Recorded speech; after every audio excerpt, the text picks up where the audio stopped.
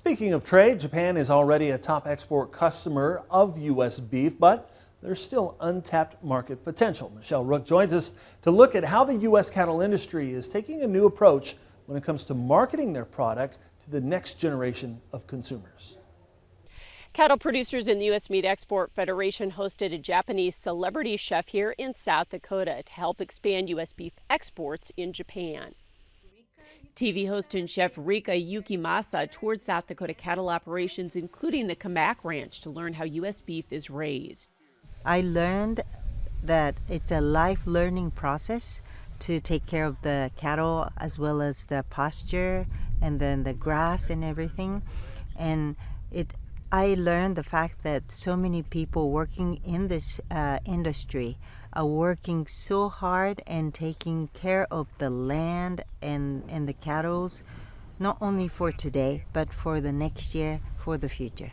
She wants to share that with her audience, plus the positive attributes of U.S. beef versus highly marbled Japanese beef.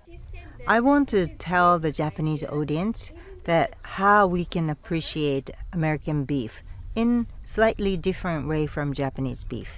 For example, Japanese beef has a lot of marble, whereas American beef is a lean meat. And it's great when you eat with a chunk of beef or a grill or eat as a steak. Kamak says engaging with Japanese consumers is key in expanding exports to this top customer. You know, we've got 100+ species of native range that is still intact because we are raising cattle on it. It has not been put to plow. And it is, you know, it's nature continuing its life cycle and its ecosystem in a healthy, sustainable way. And I think it's important to share that message.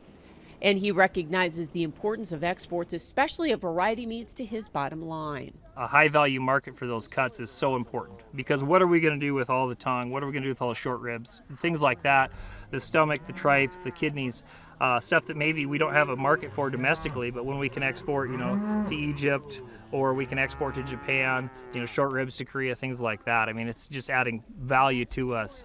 In fact, Japan bought a total of $2.3 billion of U.S. beef in 2022 alone. I'm Michelle Rook reporting for Ag Day.